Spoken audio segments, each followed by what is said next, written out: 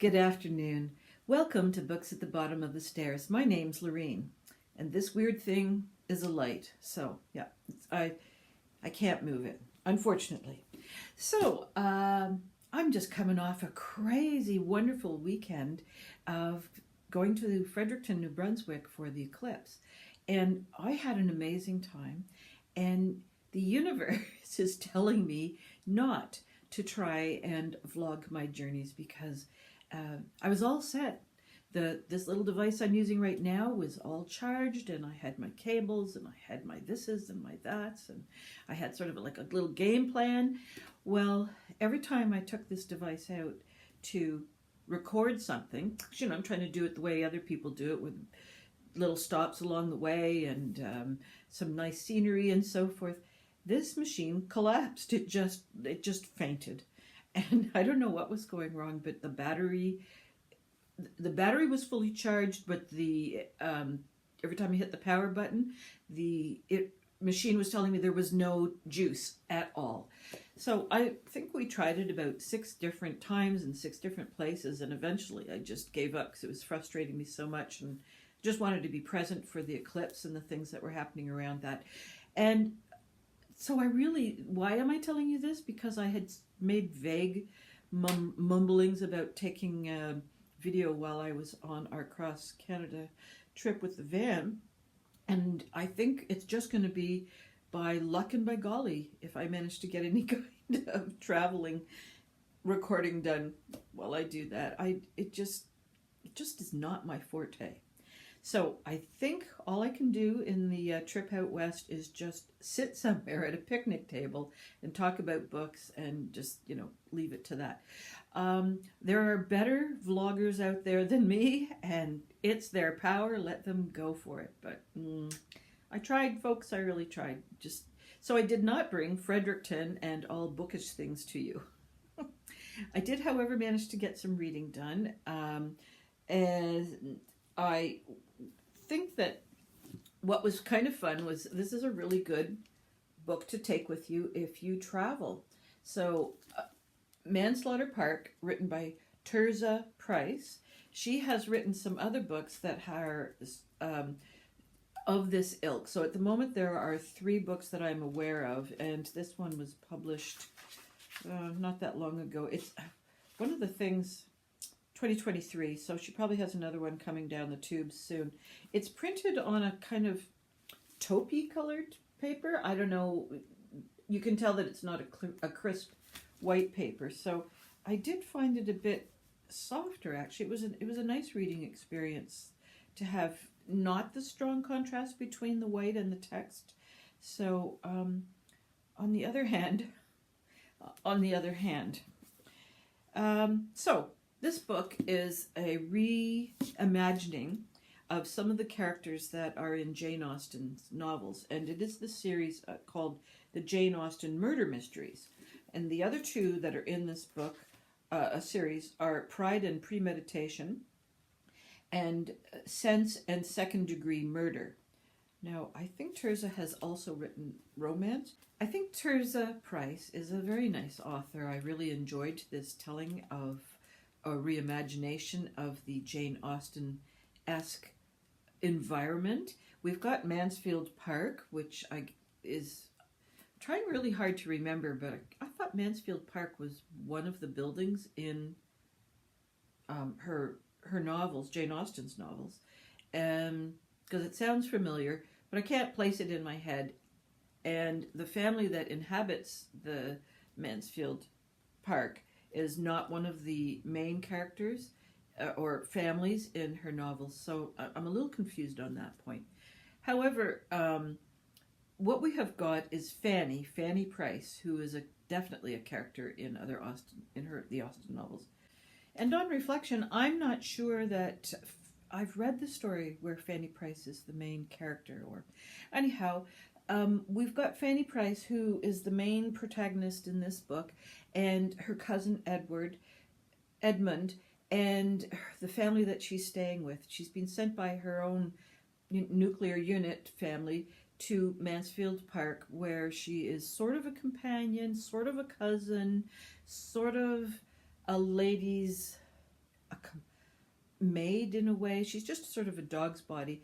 And the uncle that owns Mansfield Park is an art dealer, an art collector who then sells them on. And not just art, but also sculptures and figurines and bronzes and along those lines.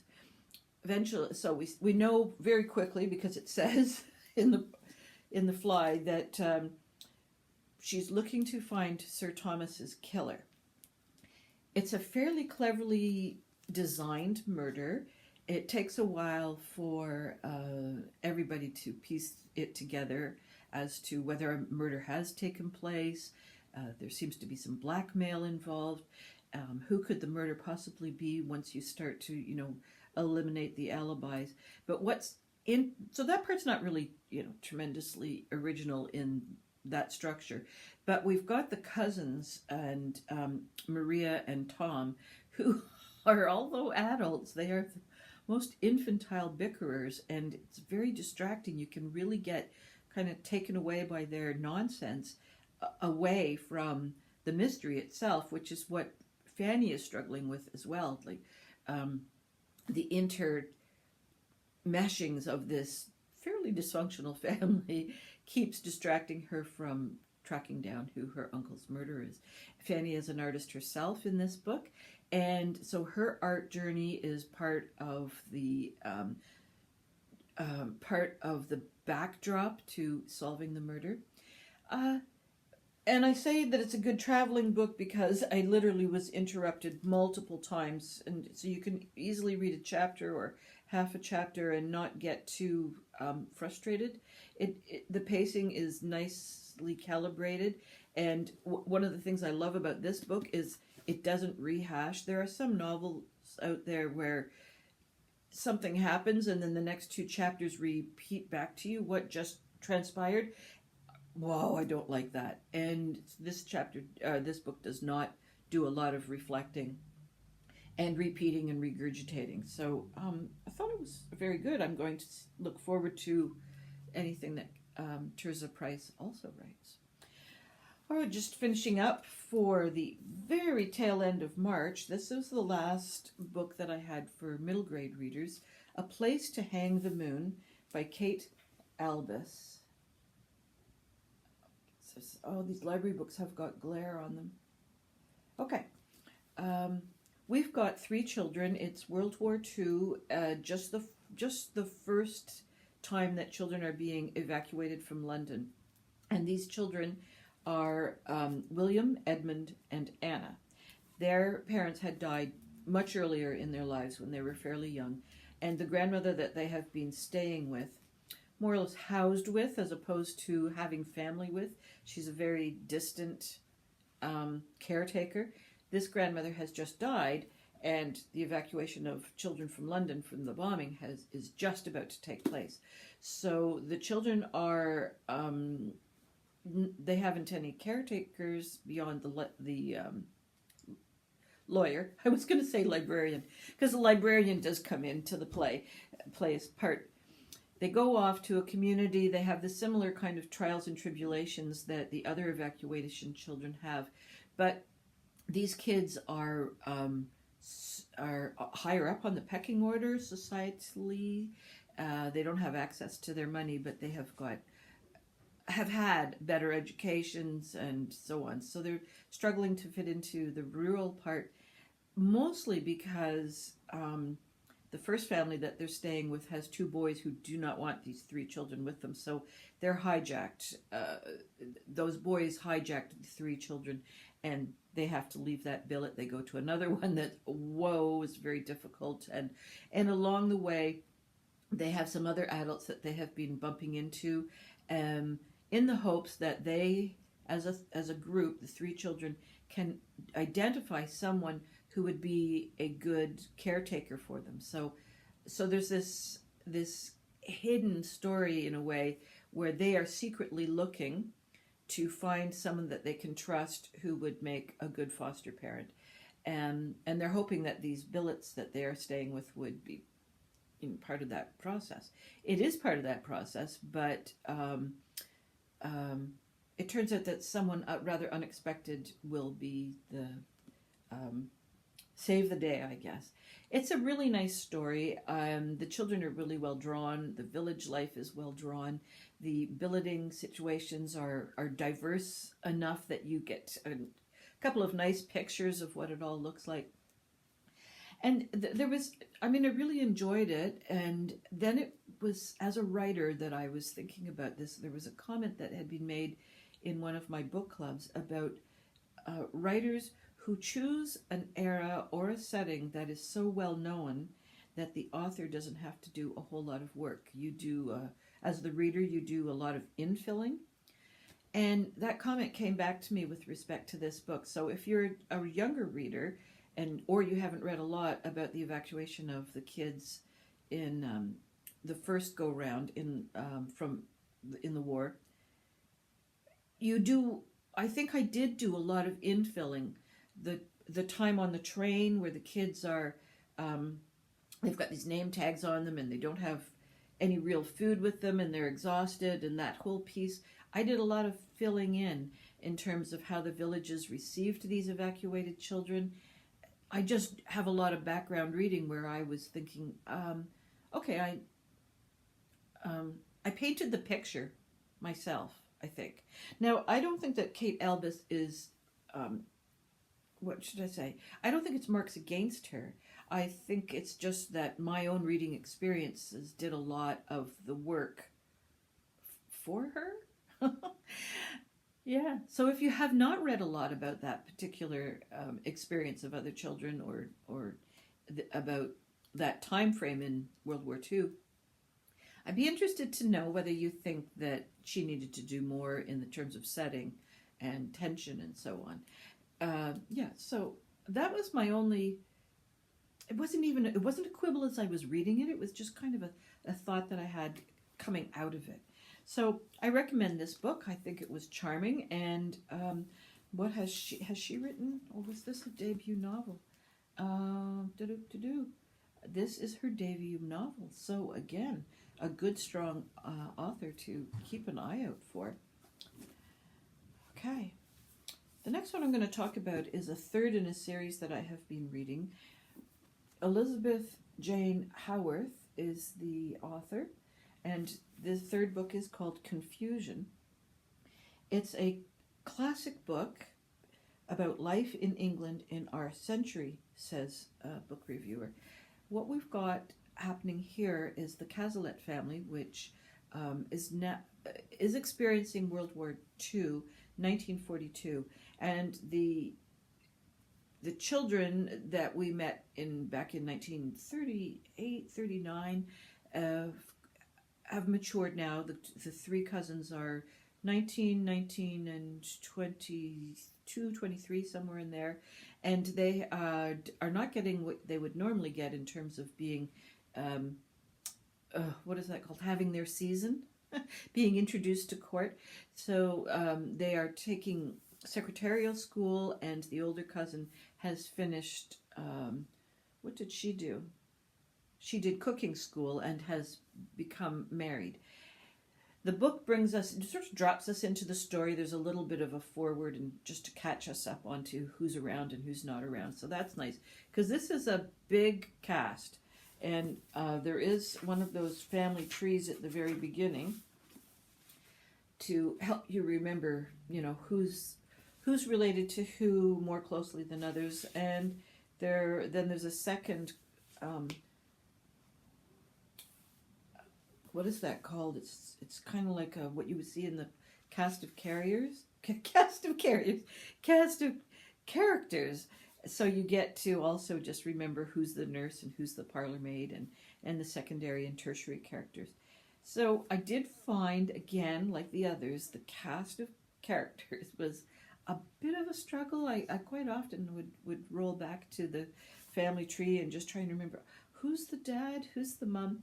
So we are seeing this very much from the cousins line of the first book. We saw it more from this sort of mom and dad and their children, and then the second book we were seeing it more from the adults, and the children were there enough that when we bump into this book, we've got these cousins that we're more involved with, and their comings and goings as with respect to London. And one of the, I'm not 100% sure when the bombing started. You know, according to this book, the children's book, the bombing should be happening in this book, but I didn't really get a sense of that.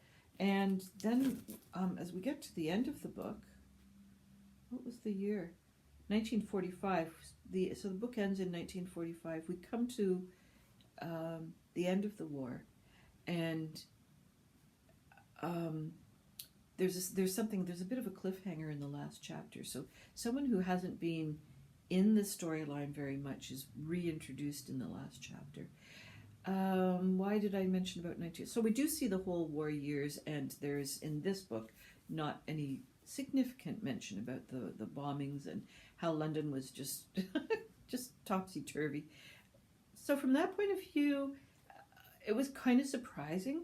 On the other hand, it was also a bit refreshing that we weren't having to redo those steps as a reader. So it's a series that I enjoy. It's a kind of a cozy read. There isn't a ton that happens. We see a lot of points of views.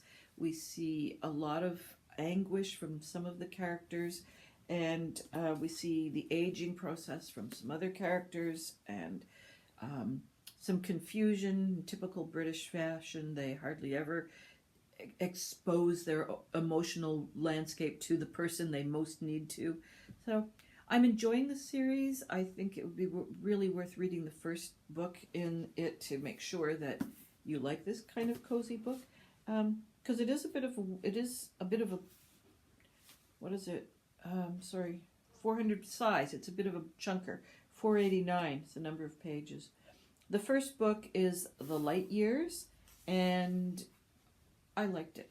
So I'm going to get book 4 and 5. In fact, I have ordered them, and just try and finish the series out over the years, this calendar year. And on the other hand, it is a bit slow, and it is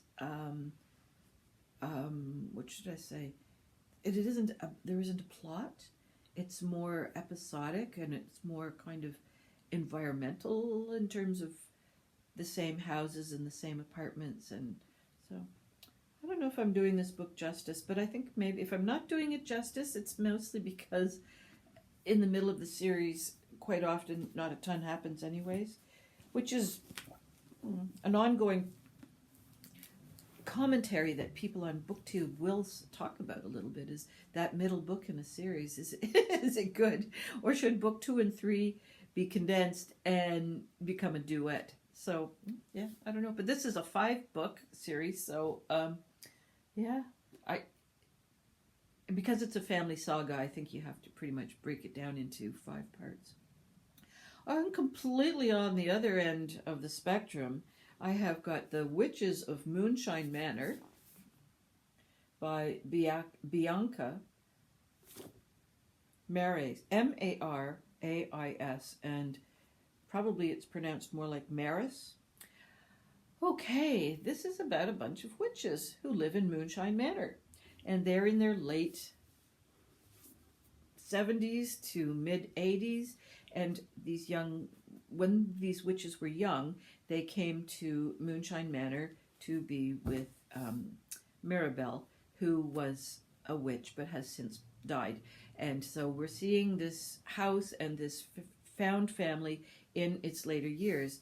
And one of the things this book does is the kind of curtain jerk reveal. So I'll be reading along and thinking, I wonder if they're going to explain this.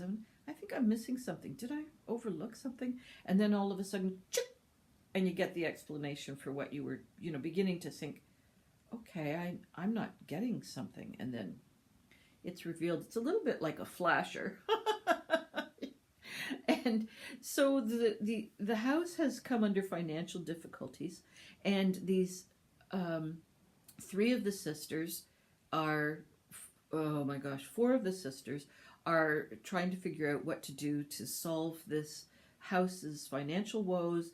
There's like a predator land developer on their backs trying to get them to sell the property, And there is one sister who is more ethereal than the others, and there's another sister who's absent.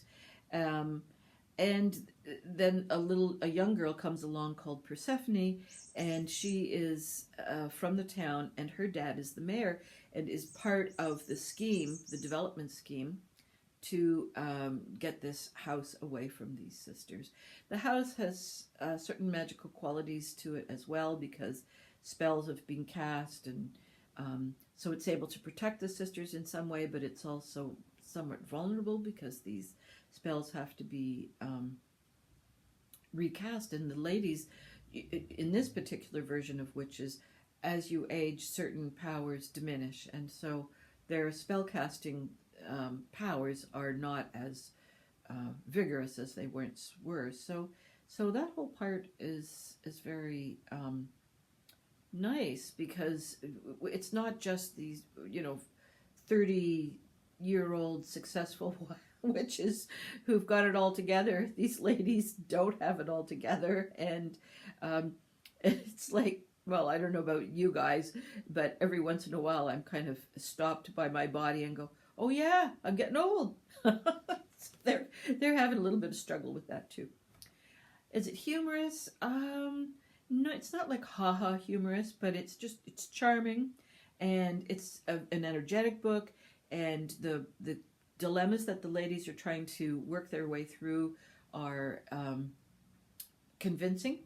They're also something that, as some of us who are getting towards the tail end of things goes, what are you going to do in your older age? What are you going to do with your properties? What are you going to do with your houses? How are you going to shift? How are you going to shift a whole family unit? Like, you don't want to just, because there are several sisters living together, they don't want to separate. They've lived most of their lives together. So that kind of anguish and transitioning is part of the storyline.